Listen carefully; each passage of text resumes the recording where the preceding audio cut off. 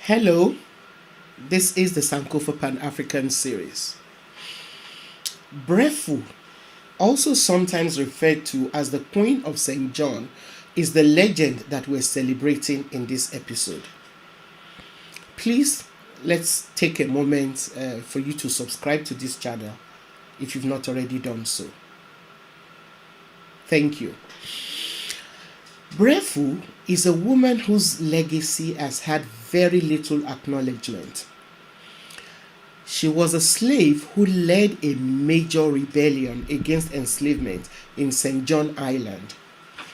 St. John Island is one of the Virgin Islands in the Caribbean Sea. It is now a constituent district of the United States Virgin Islands. Now, when Spain first occupied the Caribbean, they tried to use the indigenous people who they found on the islands for slave labor, but most of them died due to infectious diseases brought to their land by the Spanish and from being overworked. Some were killed outright for refusing to be enslaved.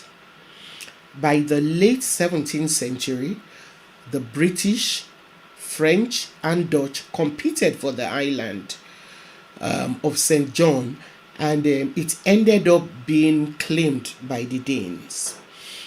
By 1718, Dutch planters had also installed themselves on the island.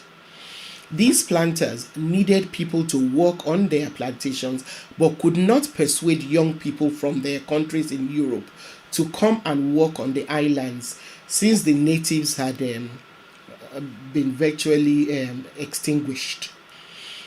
Attempts to export Danish prisoners to work on the island, the way the British did in Australia and New Zealand, also failed.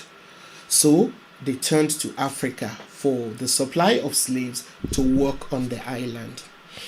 By the beginning of the 18th century, the Danish West India and Guinea Company had established their slave operation in the vicinity of Accra in the Gold Coast area of present-day Ghana. Breffu, who we are celebrating today, was from the Akwamu ethnic group who were part of the Akan states. The Akwamu were decimated by slave trade, and a large number of them ended up in St. John Island. Breffu was enslaved at a plantation in the Coral Bay part of St. John. In 1733, most of the islands in the Caribbean experienced really bad weather like hurricane, drought, and crop infestation, leading to extremely severe living conditions on the islands. In order to protect themselves from the harsh conditions caused by these natural disasters, many slaves in the islands, including St. John, left their plantations to hide in the woods or forests. In other words, to maroon.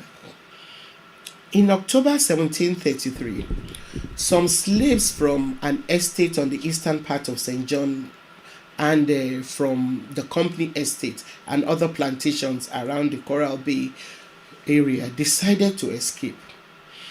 Now, in order to stop the enslaved people from escaping and forming independent maroon communities, the Europeans passed the Slave Code of 1733. If you want to know more about maroon communities, you should watch the episode I did on Nanny of Jamaica. Now, the penalties for disobedience in the Slave Code of 1733 included severe public punishment such as whipping, amputation of limbs, or death by hanging. Like Breffu, most of the Akwamu people who were captured and sold into slavery were nobles, wealthy merchants, or other powerful members of their society before they were captured.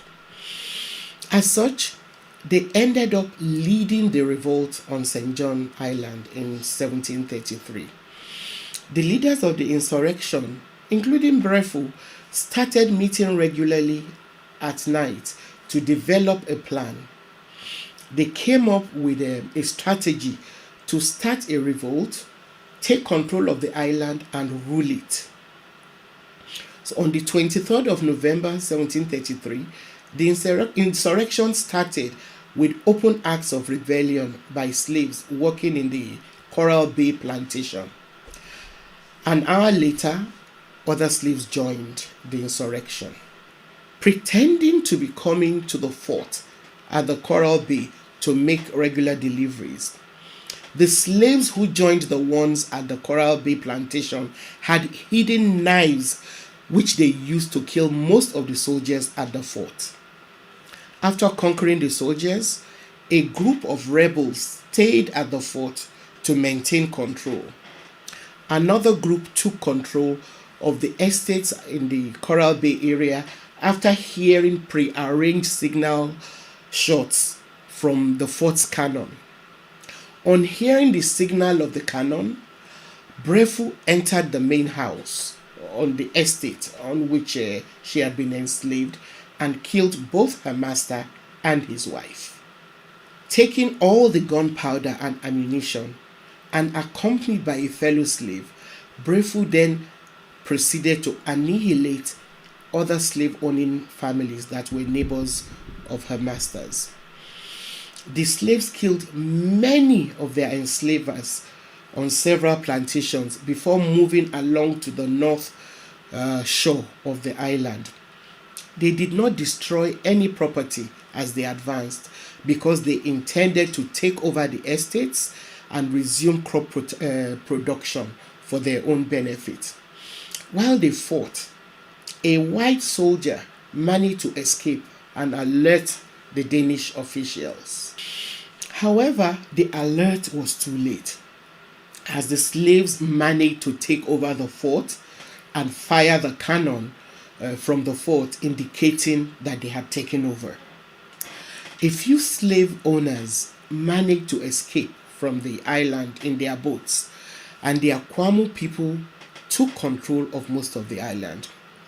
Under the leadership of Breffu, the plan of taking over the plantation was successful until the early part of 1734, when the French collaborated with the Danes to take back the island.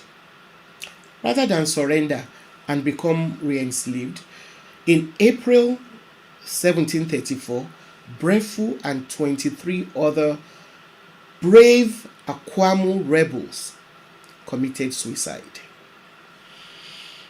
After overcoming the rebellion, the French military and many slave owners were shocked to discover that it was Breffu, a woman who had almost single-handedly led such an extended uprising that almost succeeded in taking over the island of St. John permanently.